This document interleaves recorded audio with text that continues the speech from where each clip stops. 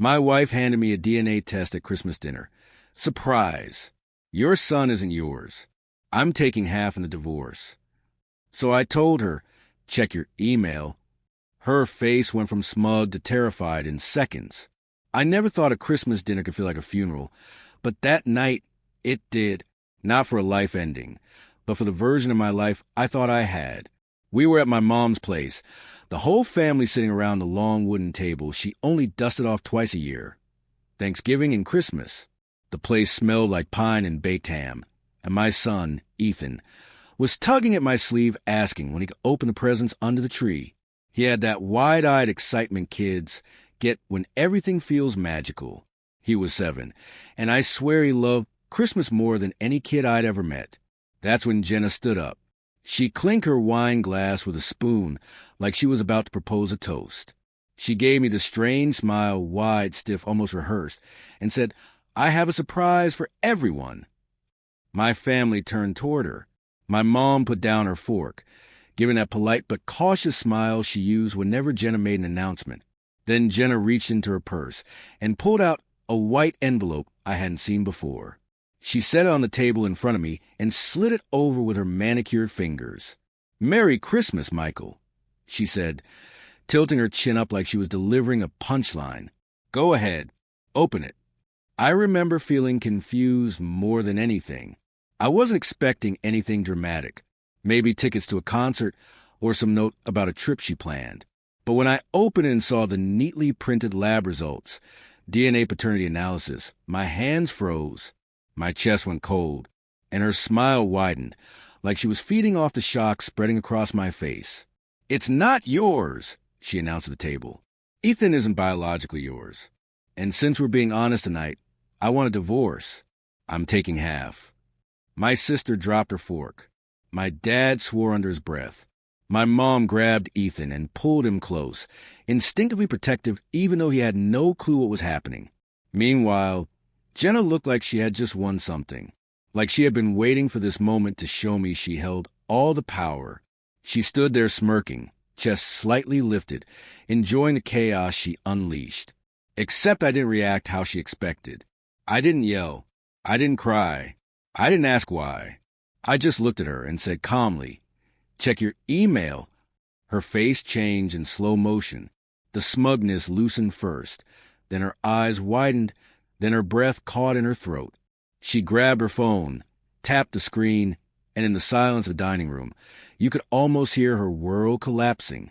Because what she didn't know, what she couldn't have possibly imagined, was that I already knew, not just for a week or a month. I had known for 6 months. And I had spent every day of those 6 months preparing for this exact moment, down to the second she chose to blindside me. I watched her scroll through the email I sent 20 minutes earlier, right before dinner. A full collection of evidence. Screenshots, messages, bank transfers, hotel check-ins, a legal timeline, a statement from her own sister, documentation of her affair with a man named Tyler, plus 2 other guys whose names I didn't even bother remembering. And worst of all, the timeline that proved she didn't do this DNA test out of guilt or honesty, but as a financial move she had been planning for over a year. The last attachment in the email was from my attorney.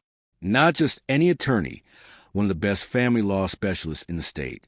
Someone I'd been consulting quietly while living under the same roof as her.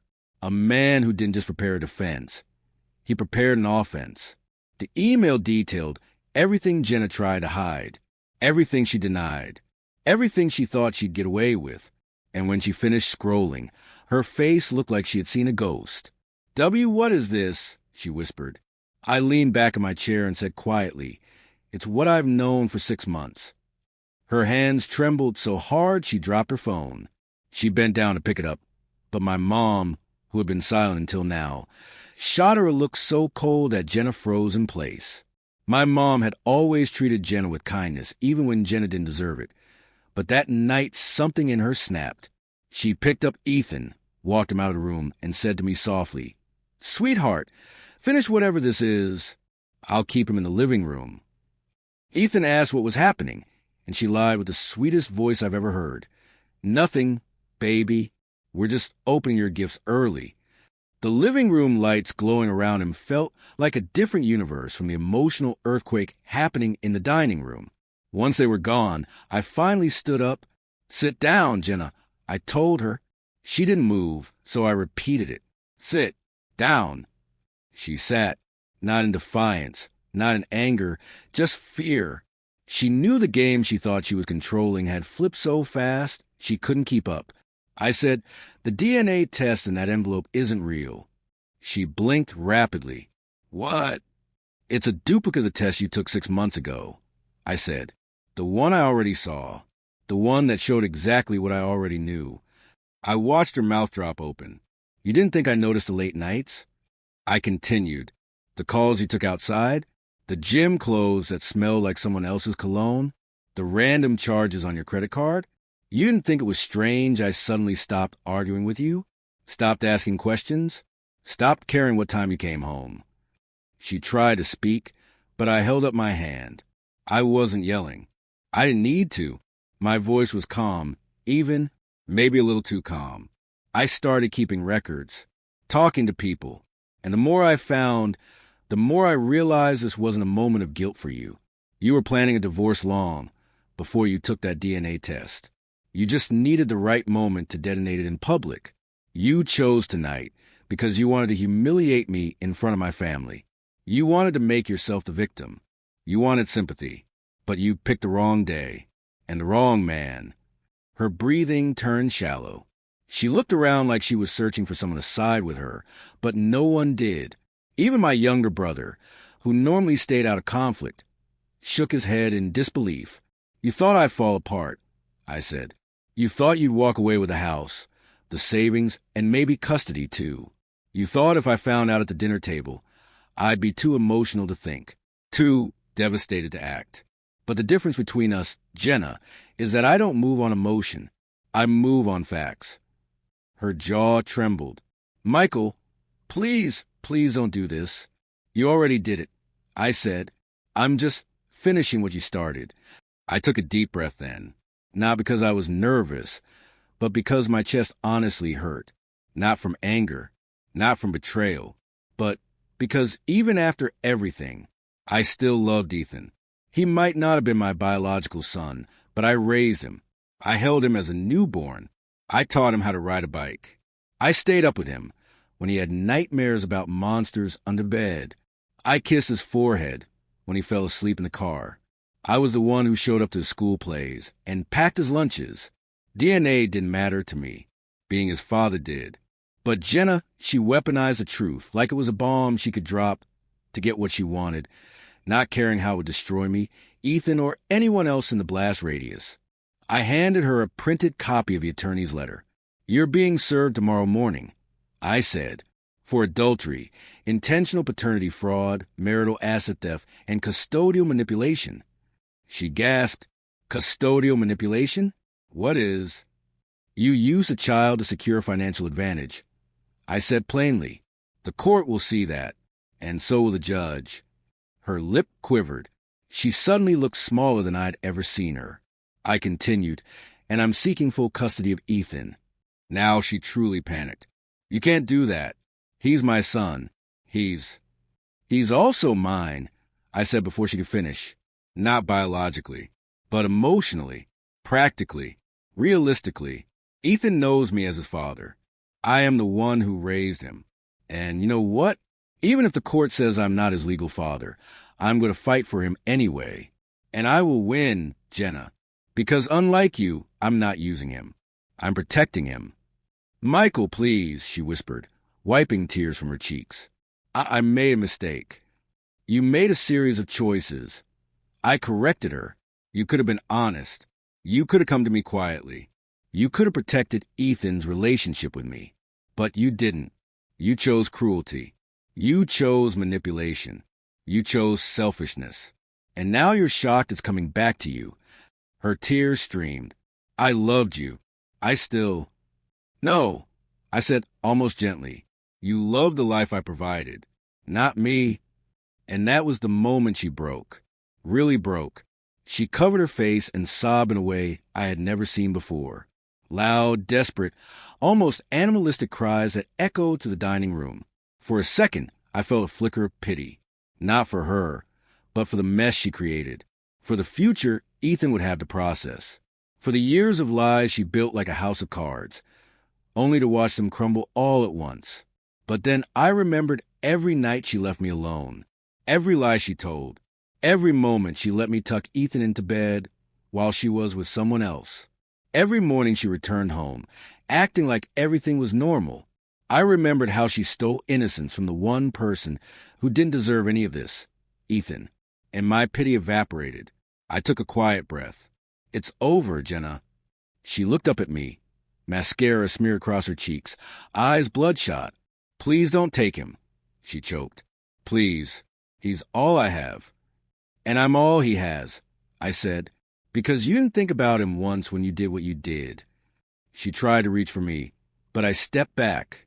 My sister, Emily, finally spoke up, her voice trembling with controlled anger. You did this to yourself, Jenna. Don't pretend you're the victim now. My dad nodded. He didn't even try to hide his disgust. You don't get to destroy a family and then cry when it falls apart. Jenna grabbed her purse and bolted from the house, pushing the front door open so hard it slammed against the wall. She ran into the cold night, her sobs trailing behind her like a broken siren. When the door closed, the house fell silent again, not peaceful, but heavy, weighted with truth and exhaustion, and the remnants of a holiday that would never be the same. My mom returned with Ethan in her arms. He looked at me with innocent curiosity. Daddy, are you okay? I knelt down, pulled him into a hug, and kissed the top of his head. I'm okay, buddy, I said softly. I promise. And in that moment, holding him close, I felt something stronger than betrayal, stronger than anger, stronger than grief, clarity. I was his father. Nothing would change that. Not DNA. Not Jenna. Not a courtroom. Nothing. The next months weren't easy. Jenna tried to backpedal, sending long apologetic messages, calling late at night, even begging me to meet her in person. She talked about therapy, about fixing things, about being a family again. But the thing about trust is once it shatters, you can glue the pieces back, but it'll never be the same shape. And honestly, I didn't want the old shape anymore. Ethan stayed with me most of the time, not because a judge ordered it at that point, but because Jenna was spiraling. She was unstable, jumping between overwhelming remorse and defensive anger. She admitted to me once, through sobs, that she never meant for things to get this bad, that she only wanted to secure herself financially, that she assumed I'd break down completely and maybe even beg her to stay, giving her all the leverage. That was the moment I realized she didn't just misjudge my strength. She fundamentally misunderstood who I was. The court proceedings were long and exhausting, but my lawyer was brilliant. He laid out everything with precision. The judge didn't react emotionally. He wasn't cruel or dramatic. He simply looked at the facts. And the facts were overwhelmingly clear.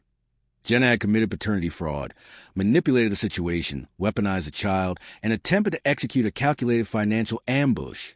In the end, I was granted primary custody. Jenna got supervised visitation at first, then gradually more as she stabilized. My lawyer told me I could push for even stricter terms, but I didn't want to punish her. I just wanted to protect Ethan. People think victories like these feel triumphant. They don't.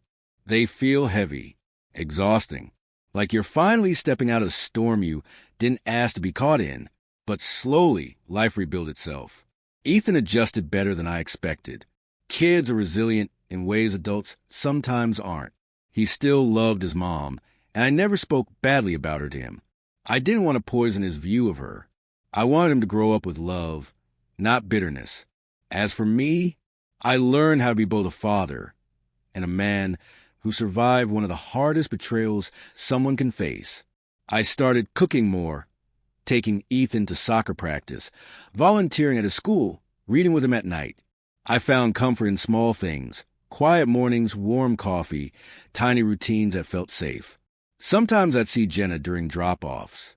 She looked different, smaller, quieter, almost humbled by everything that happened. She apologized again once, softly, sincerely. I accepted it, not because I wanted to rebuild anything with her, but because forgiveness was easier to carry than resentment. I'll never forget that Christmas night.